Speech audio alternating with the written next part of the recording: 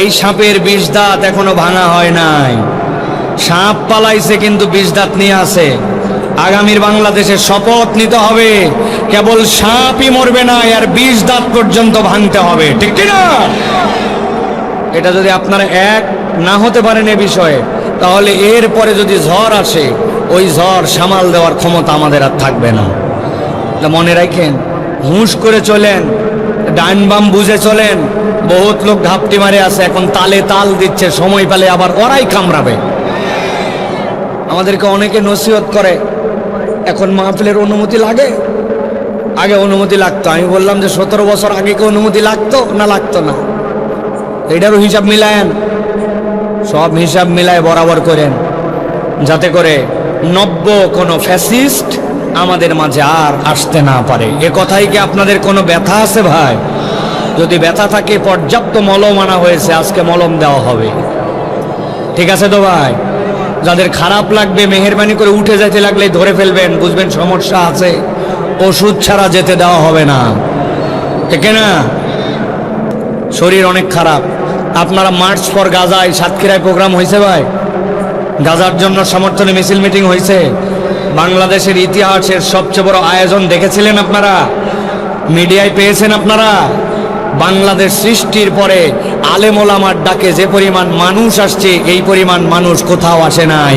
অন্যদের তলে তলে এখন ঘুম নাই, অনেক হিসাব মিলাচ্ছে তারা। এই প্রোগ্রামের নেপথ্যে আমরা ছিলাম, ব্যাপক পরিশ্রমের কারণে গলা চলতেছে না, একদমই আমি বোবা হয়ে গেছিলাম। আপনাদের এখানে আসছি ঠান্ডা মাথায়, অল্প কিছু কথা বলে ইনশাআল্লাহ আপনাদের দিলটা যেন ঠান্ডা হয়, এইটুকু করে আল্লাহ যেন তৌফিক দান করেন আমাকে, আমি চলে যাব ইনশা। আছেন তো আপনারা ভাই? আছেন তো আপনারা?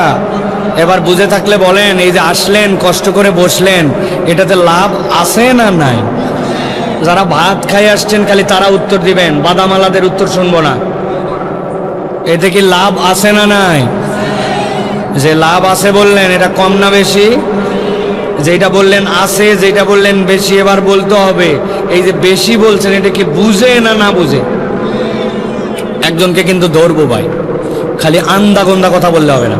যে কোনো একজনকে ধরবো, আপনি কোরআনের মাহফিলে আসলে কি লাভ, আপনি বলছেন বেশি লাভ, লাভটা কি বেশিটা কি, আর বুঝে বলছেন, আপনাকে 4-5টা পয়েন্ট দিয়ে বুঝাতে হবে।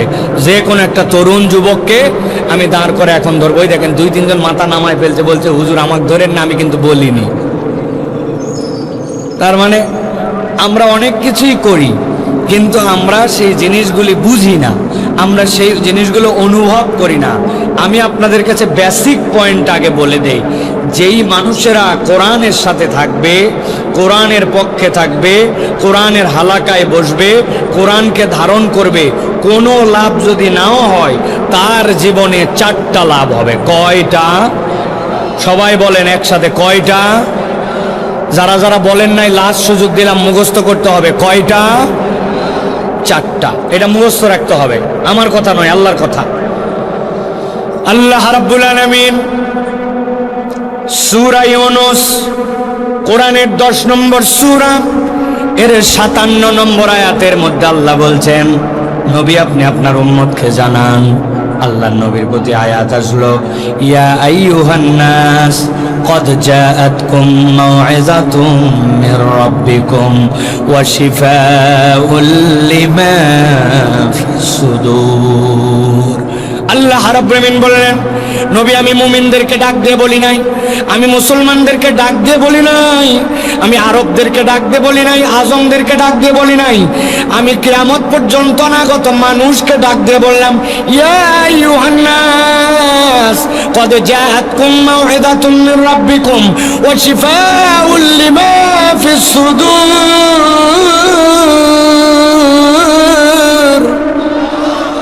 ও আমার হাবিব, আপনার কাছে আমি জানায় রাখলাম, কিয়ামত পর্যন্ত যত মানুষ আসবে, আমি আল্লাহ বললাম, কদ জাআতকুম, তোমাদের কাছে এসেছে, মাউইযাতুম মির রাব্বিকুম, আল্লাহর পক্ষ থেকে একটা মাউইযা।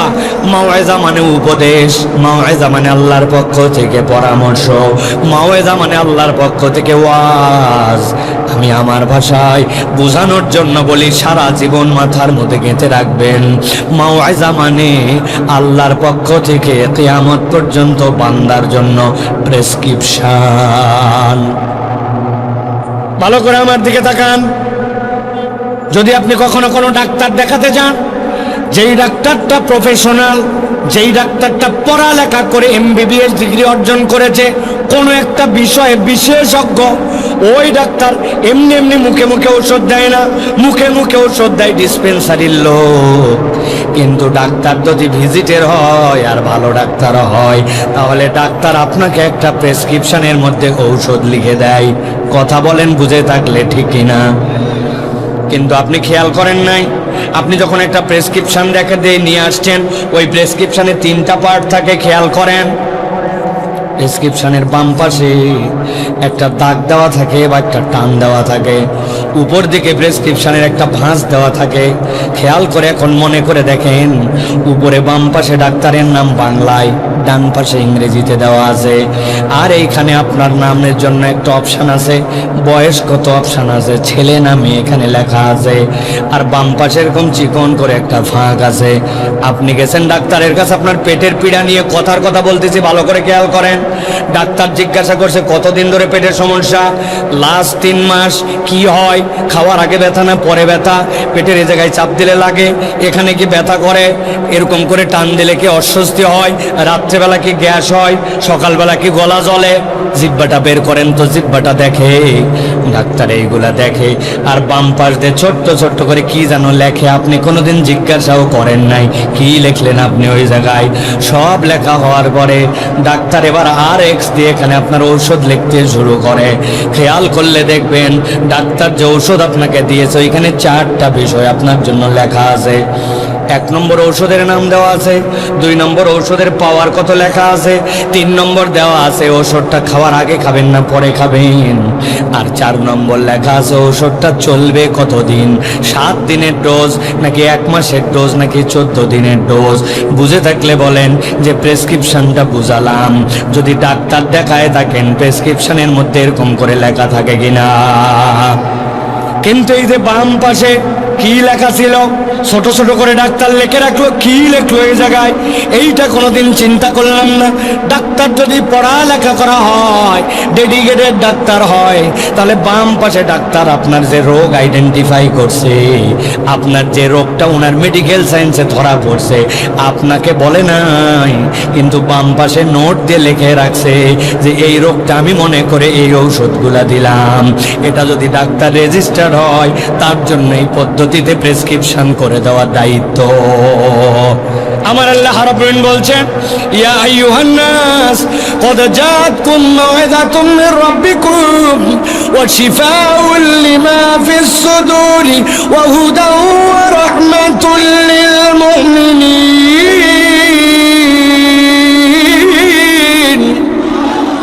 আল্লাহ বলছেন, ও দুনিয়ার মানুষ, কিয়ামত পর্যন্ত যত মানুষ আসবে, আমি আল্লাহ রাব্বুল আলামিন তোমাদেরকে বললাম, আল্লাহর পক্ষ থেকে এটা তোমাদের জন্য প্রেসক্রিপশন।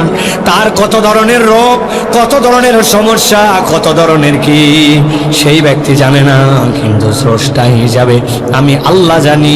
আমি জেনে বুঝে আমার বান্দাকে জানায় রাখলাম, কিয়ামত পর্যন্ত তোমার যত রোগ, তার জন্য ট্রিটমেন্ট এই কোরআনুল কারীম। সুবহানাল্লাহ। এই ওয়াজ শুনে সাতক্ষীরার কোনো এক লোক আমাকে বিপদে ফেলতে পারে, চলে আসছে আমার কাছে, হুজুর আপনি বলছেন কোরআন প্রেসক্রিপশন, বহুদিন ধরে এই জায়গায় একটা দাউদ হয়েছে, দেখেন ভালো হয় না, আর মাজায় এটা ব্যথা, কত ডাক্তার দেখালাম সারে না, এই দাউদের ওষুধ আর আপনার মাজা ব্যথার ওষুধ দিয়ে আপনি যাবেন। বুঝে থাকলে বলেন, এই লোক যদি আমার কাছে আসে ঝামেলা আছে না নাই? আমি বুঝানোর জন্য বলছি, কনসেপ্ট পরিষ্কার করেন, দিলটা খুলে দিয়ে রিল্যাক্স করে বসেন, কথাগুলো আজকে কলিজার মধ্যে গেঁথে নিয়ে যাবেন।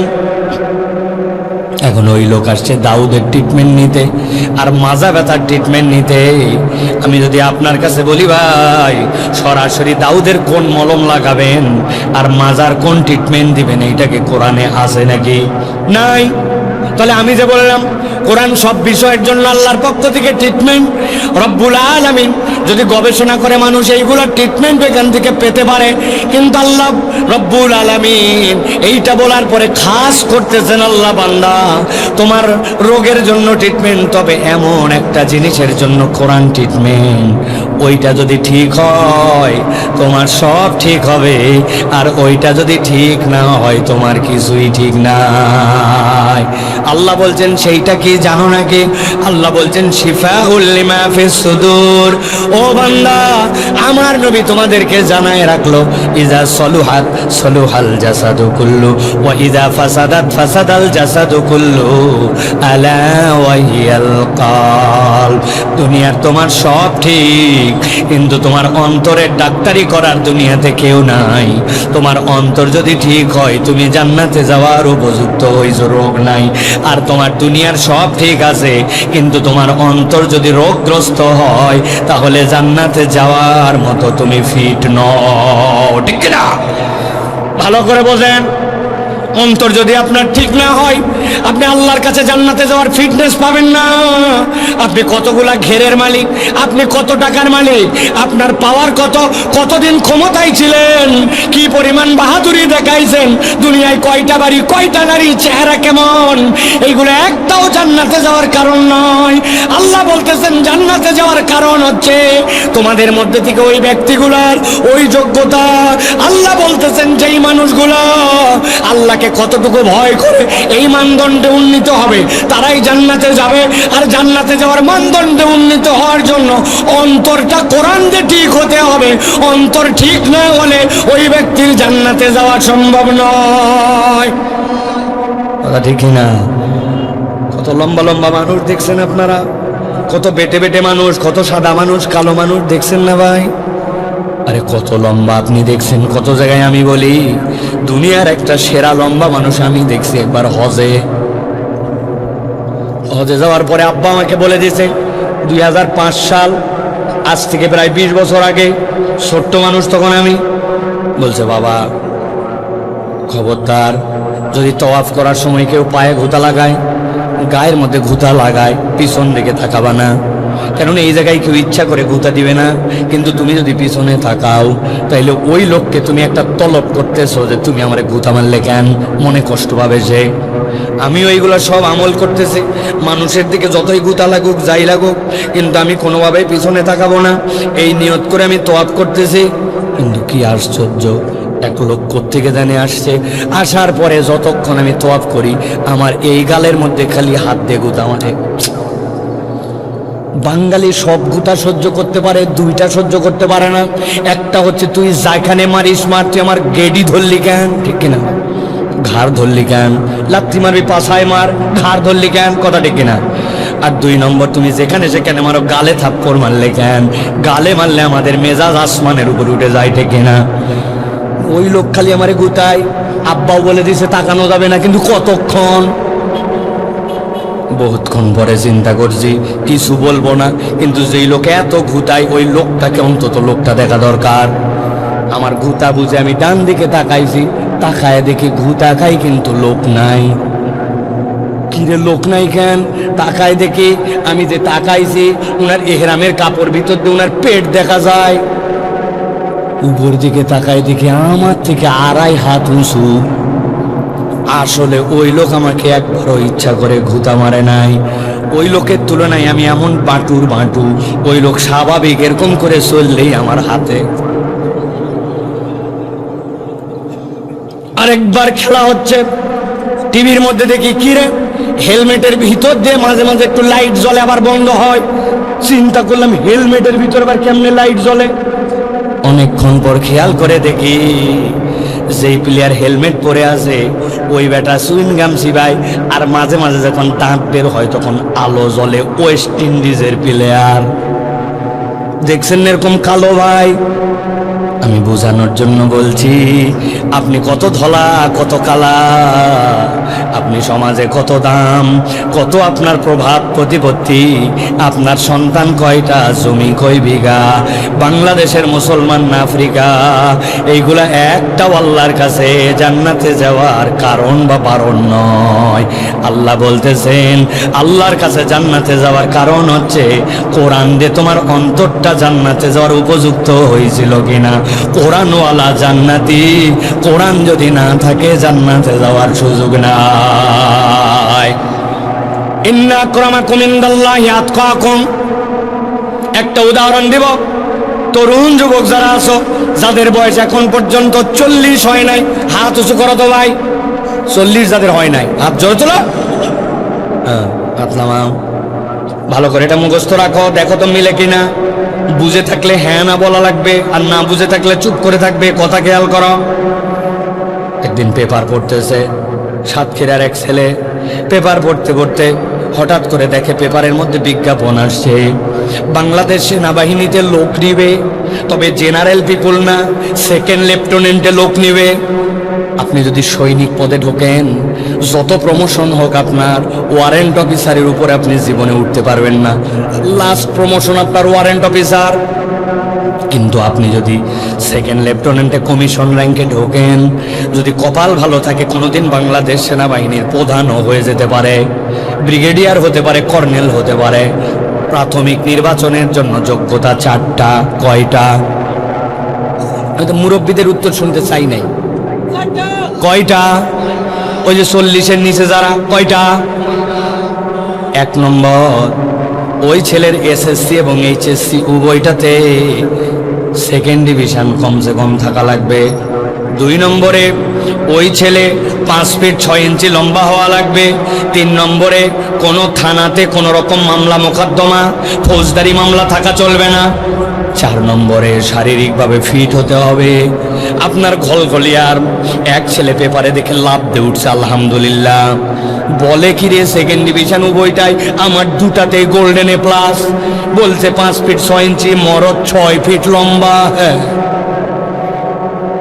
থানা মামলা আমার বাপদাদার 14 গোষ্ঠীর নামে কোনো মামলা নাই। 6 ফিট লম্বা, কিরকম ফিটনেস তাহলে, দেখতে শুনতে সুন্দর। ওই ছেলে প্রাথমিকভাবে আবেদন জমা দিয়ে দিয়েছে। আবেদন জমা দেওয়ার পরে ঢাকা ক্যান্টনমেন্ট থেকে উনার নামে চলে আসছে চিঠি যে এই ছেলে অমুক তারিখে তুমি ক্যান্টনমেন্টে যোগাযোগ করো। ওই ছেলে কাগজপত্র সব রেডি করে এলাকার থেকে দোয়া নিয়ে সুন্দর করে রেডি হয়ে ঢাকা চলে গেছে। অফিসে ঢোকার পরে বলছে, আগে তোমার দেখো, এসএসসি এইচএসসি পুরো সেকেন্ড ডিভিশন চাইছিলাম, ওইটাতে ফার্স্ট ডিভিশন। ওকে, বলছে এবার থানার ক্লিয়ারেন্স দেখাও। ওই টেবিলে যাও। টেবিলে যায় থানার ক্লিয়ারেন্স। ওকে, থানাতে কোনো ঝামেলা নাই, দারুণ ব্যাপার।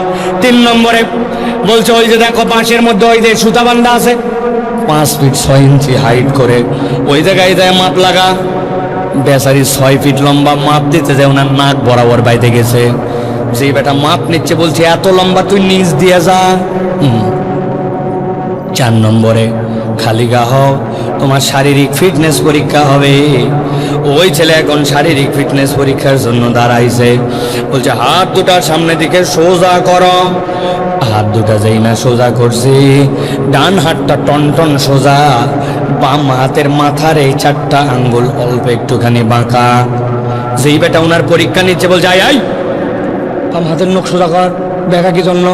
ওই ছেলে বলতেছে, স্যার জন্মের থেকে আমার 4টা আঙ্গুলের মাথা একটু ভাঁজ, এছাড়া শরীরে কোনো সমস্যা নাই।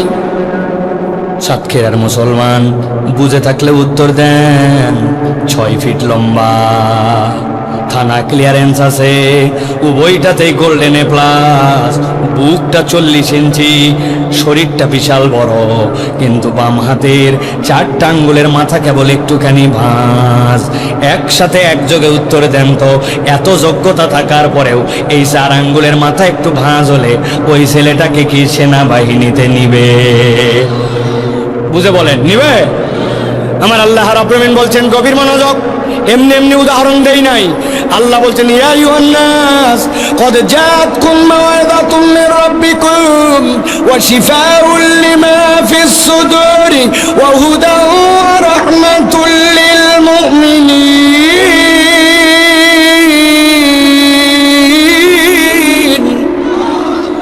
আল্লাহ বলছেন, ও দুনিয়ার মানুষ, আমি আল্লাহ কোরআনকে যে কোনো জায়গায় তোমার জন্য মলম লাগাতে পাঠাই নাই। বান্দা, তোমার অন্তর যদি দিনের দিকে মাইল না হয়, অন্তর যদি কোরআনওয়ালা না হয়, অন্তর যদি ইসলামের পক্ষে না হয়, ইসলামের আইনের পক্ষে না হয়, আল্লাহর দ্বীনের পক্ষে না হয়, তুমি যেই রকমই হও না কেন, হয়তো রাত্রেবেলা ঘোষণা দিবে 70 রাকাত তাহাজ্জুদ পড়ি, ফজরের নামাজের পরে যাই নামাজ নিয়ে দৌড়াদৌড়ি করি, কিন্তু ইসলামের পক্ষের লোকদেরকে ফাঁসি দিতে আবার তার হাত কাঁপবে না। রাগ হচ্ছেন আপনারা? ভালো করে বোঝেন। আল্লাহ এই জন্য বলছেন, তোমার অন্তরটা পরিবর্তন হতে হবে কোরআন দিয়ে, ওই ইসলাম দিয়ে, ওই ইসলামের নূর দিয়ে তোমার অন্তরটাকে জান্নাতে যাওয়ার সার্টিফিকেট নিতে হবে। তাহলে 1 নম্বর প্রেসক্রিপশন, 2 নম্বর অন্তরের ডাক্তারি, 3 নম্বর আল্লাহ বলছেন হুদা। এই কোরআনটা হচ্ছে তোমার জন্য পথ প্রদর্শন, তোমার জন্য গাইডেন্স, তোমার জন্য আলো। ও যুবক যারা বাইক চালাও, ভালো করে খেয়াল করো, রাত্রেবেলা সাতক্ষীরা মহাসড়কের মধ্যে উঠছো, কিছু দূর যাওয়ার পরে দেখছে 3 কোণা একটা সাইনবোর্ড, লেখা আছে সামনে স্পিড ব্রেকার, আসতে চলেন। দেখছেন এরকম সাইনবোর্ড? দেখেছেন কখনো এরকম করে তীর চিহ্ন দেওয়া আছে, 10টা লাগানো আছে, রাস্তা বাম থেকে ডানের দিকে গেছে, দিনের বেলা কিচ্ছুই দেখা যায় না, সামনে মসজিদ, সামনে বাজার, সামনে স্কুল, সামনে সরু সেতু, এইগুলা চিহ্ন দেওয়া থাকে। রাত্রেবেলা আপনার হেডলাইটের আলোটা ওর মধ্যে পড়া মাত্র জল জল করে ওইটা জ্বলে ওঠে। ব্রিজের পাশ দিয়ে সুন্দর করে এরকম দেওয়া আছে পিলার, পিলারটা দিনের বেলা স্বাভাবিক, রাত্রেবেলা দেখবেন পিলারের গায়ের মধ্যে আলো পড়া মাত্র লাল হলুদ জ্বলে ওঠে। দেখছেন আপনারা? ভালো করে বোঝেন। আল্লাহ বলছেন এই কোরআন হচ্ছে তোমার জন্য হুদা। বান্দা, একবার যদি অন্তরে তুমি ইনস্টল করে নাও, একবার যদি অন্তরে তুমি ঢুকায় নাও, কোরআনকে যদি ধারণ করে নাও, কোরআনের পক্ষে থাকো, তুমি বুঝবা না কোরআন আমাকে কি উপহার দিচ্ছে। মাহফিলে এসে বসে আছি, মনে হচ্ছে জানা কথাই তো শুনতেছি, কত আর শুনলাম, কি লাভ হচ্ছে আপনি বুঝতেছেন না। কোরআনের মেডিসিন আপনার অন্তরের মধ্যে যাচ্ছে, এইটার একটা নূর আছে, এটার একটা পাওয়ার আছে। আল্লাহ বলছেন আমি গ্যারেন্টার হলাম এটা তোমার জন্য হুদা। যেখানে তোমার জ্বলে উঠতে হবে কোরআন, সেই জায়গায় তোমার জন্য জ্বলে উঠবে। এই চোখ কোথায় যে থেমে যাবে, কোরআন আপনাকে গাইড করায় দিবে। অন্তরে যদি কোরআন থাকে, না আমি এই মেয়ের দিকে তাকাতে পারি না, কান আপনার জন্য গাইড করবে এই কোরআন। না তুমি এটা লাগওয়াল হাদিস, এই গান তুমি শুনতে পারো না, তোমার যৌন উত্তেজনা থাকবে, কিন্তু এটা কোথায় তুমি ইমপ্লিমেন্টেশন করবে, কোরআন তোমাকে থামাই দিবে। না না, এই পর্যন্ত তুমি যেতে পারো না।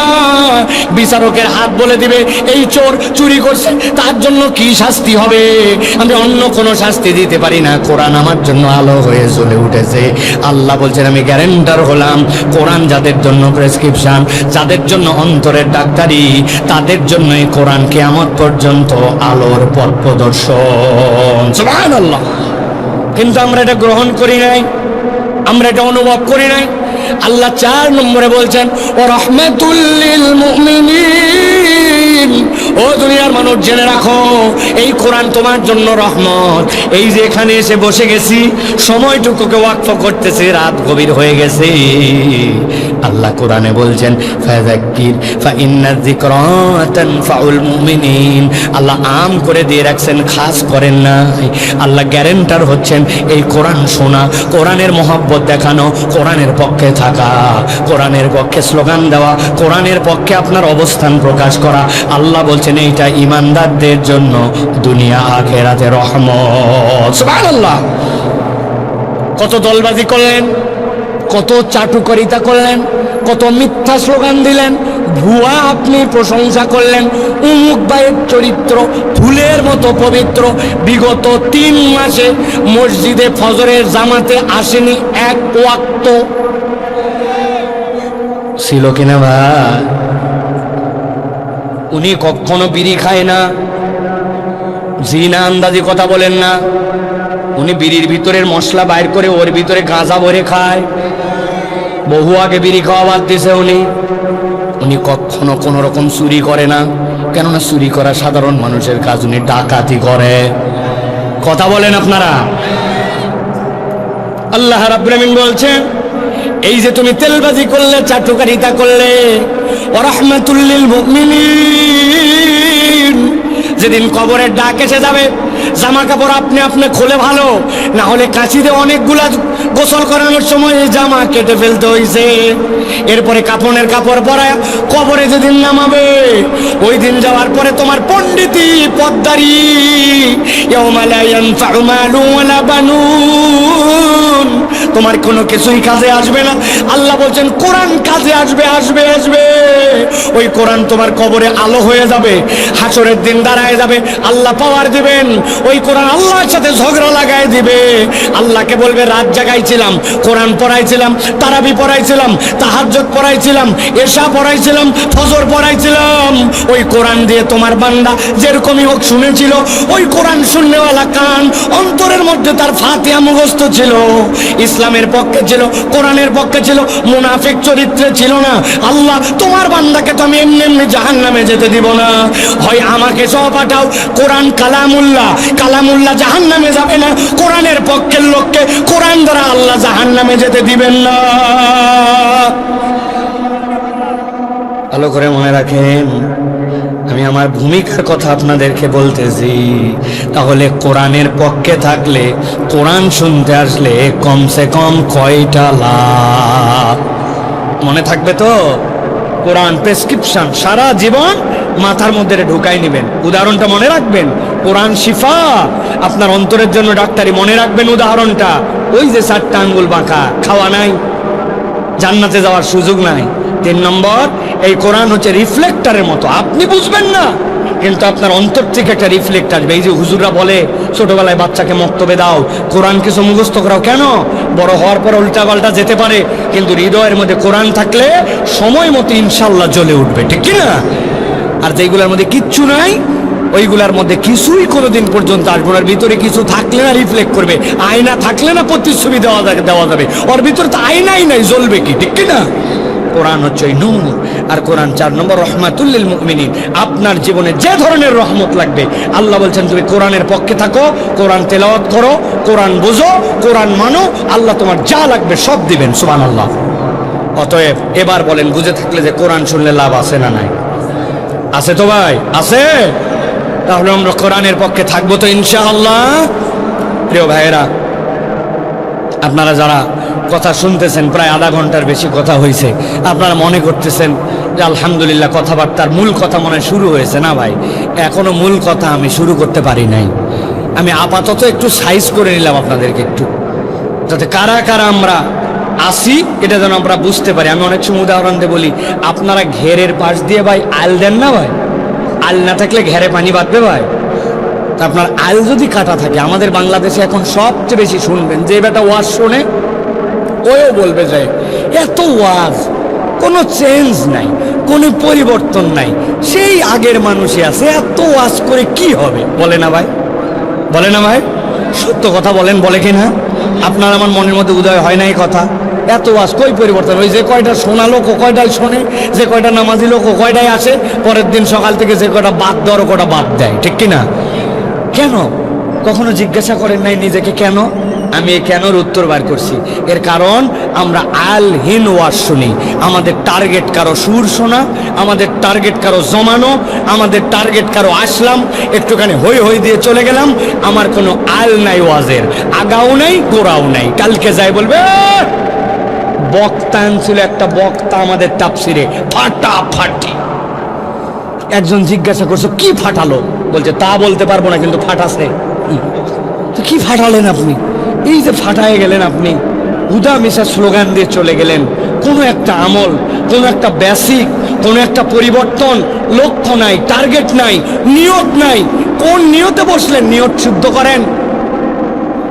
আমি কেবল এমনি বসি নাই, আল্লাহ আমার নিজের জীবনে ইসলাহ হওয়ার জন্য, আল্লাহ একটা আমল যা হবে ওইটা গ্রহণ করার জন্য, আল্লাহ তোমার কোরআনকে ইজ্জত দেওয়ার জন্য বসছি।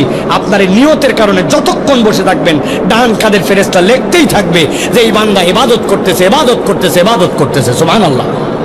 তাছাড়া খেলে আসা হবে আর বসা হবে। নিয়ত ঠিক করেন, এখন থেকে যে মাহফিলে আসবেন এই নিয়ত করে বসবেন, আল্লাহ এই কথাগুলি কেবল নিরেট শোনার জন্য নয়, শুনবো, নিজের ইসলাহ করব, আমল করব, আর তোমার কোরআনকে ইজ্জত দেওয়ার জন্য কোরআনের কথা শুনতে বসেছি। আল্লাহ তুমি কবুল করে নিয়ত করে দেখেন, আল্লাহ যদি বাঁচায় রাখে, হাসরের পরে জান্নাতে যদি আপনার সাথে আমার দেখা হয়, ওই দিন আল্লাহ যদি চায় তো মনে করায় যদি আল্লাহ দেয়, তাহলে দেখবেন এই বসার এইটুক সময় আপনার আমার আমল নামায় কি পরিমাণ ইবাদত লেখা হয়েছে। আমার কথা নয়, নবীজি সাল্লাল্লাহু আলাইহি সাল্লাম বলছেন কিয়ামতের দিন জান্নাতে যাওয়ার পরে এক শ্রেণীর লোকের সাথে জান্নাতের ভিতর আরেক শ্রেণীর দেখা হবে। ওই জান্নাতীরা বলবে, ভাই তোকে তো চিন্তাম, এত বেশি আমল নাই, কিন্তু তুই জান্নাতের এত টপে চলে গেলি, আর আমিও জান্নাতে, কিন্তু আমি তো নিচে। মানে ব্যাপারটা বোঝেন, একজন বাথরুম বানাইছে নর্মাল সিমেন্ট দিয়া, আরেকজন বানাইছে মনে করেন ইটালিয়ান টাইলস দিয়ে, দুটাই বাথরুম, কিন্তু দুটা কি এক? একজনের ফ্ল্যাট 750 স্কোয়ার ফিট, আরেকজনেরটা 7,500 ফিট, দুইটা কি এক? সাতক্ষীরার অজপাড়াগায় একটা বাড়ি 5,000 ফিট, আরেকটা গুলশানে ঢাকায় বাড়ি 5,000 ফিট, দুটাই এক? দুটাই বাড়ি, দুটাই বাথরুম, দুটাই অবস্থান। জান্নাতে ঢোকার পরও গ্রেড থাকবে, বলবে এত উপরে উঠলি? ওই জান্নাতি বলবে, ভাই আমি জানি না কেন আমার এই অবস্থান, তবে আমার আমল নামায় দেখেছি আমি কোরআনুল কারীমের মাজলিসে, আল্লাহর রাসূলের জিকিরের মাজলিসে আমি বসেছিলাম, ওই বসার সময়ের বিনিময়ে ইবাদত গ্রহণ করে আল্লাহ জান্নাতে আমার মর্যাদা বাড়ায় দিয়েছে। এটাই মাহফিলে বসে থাকার জন্য আমি আপনাকে পাম্পট্টি দিচ্ছি না প্রিয় ভাইয়েরা।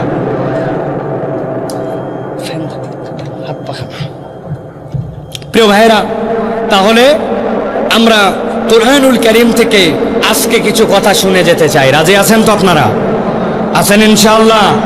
প্রিয় ভাইয়েরা, তবে আমার মাহফিলের মূল শ্রোতা কিন্তু মুরব্বীরা না। আমি সব জায়গায় বলে থাকি, আমার মাহফিলের মূল শ্রোতা হচ্ছে ইয়াং যারা, তরুণ যারা। আজকে আপনারা যে পরিমাণ আসছেন, মেয়েরা এর থেকে দ্বিগুণ আসছে, তো মেয়েদের জন্য কিছু কথা বলতে হবে ইনশাআল্লাহ। তা আপনারা আসেন ইনশাআল্লাহ? কারা কারা আছেন একটু দেখি, 2 হাত উঁচু করেন। সবাই হাত উঁচু করবেন না, আগে হাত নামান, হাত নামান। যাদের হাতে কোনো ভেজাল নাই, ঝামেলা নাই, গিরিজ মোবাইলের কোনো টেনশন নাই, হাত আল্লাহর দেওয়া, মোবাইল আল্লাহর দেওয়া, গিরিজগুলো আল্লাহর দেওয়া, এরকম হিম্মত যাদের আছে তারা হাত দুটা টান টান করে সোজা করেন, শক্ত করেন, শক্ত। আরেকবার কষ্ট দিব, হাত নামান। এবার হাত খালি তুলবো না, এবার ডানে বামে একটু তাকায়েও দেখবো আল্লাহর কোন বান্দাগুলা হাত তুলতে পারে নাই, আমরা একটু দেখে নিব। জাস্ট খালি একদম আস্তে দিবেন, একদম স্লো। রেডি সবাই? তরুণরা, যুবকরা, ডানে বামে, দাঁড়ানো বসা, সবাই রেডি তো ভাই? আপনাদের হাত তোলা মানে এরকম জানি না হয়, এরকম এরকম এরকম এরকম। একটু দূর থেকে, আরো দূর থেকে, আরো দূর থেকে দেন, আরো দূর থেকে, আস্তে করে আসুক। বাস রেডি সবাই আপনারা? আরো দূরে দেন, হ্যাঁ বাস, থ্যাংক ইউ, সুন্দর। এদিকে ঘুরাই দেন, একটু আমার দিকে ঘুরান।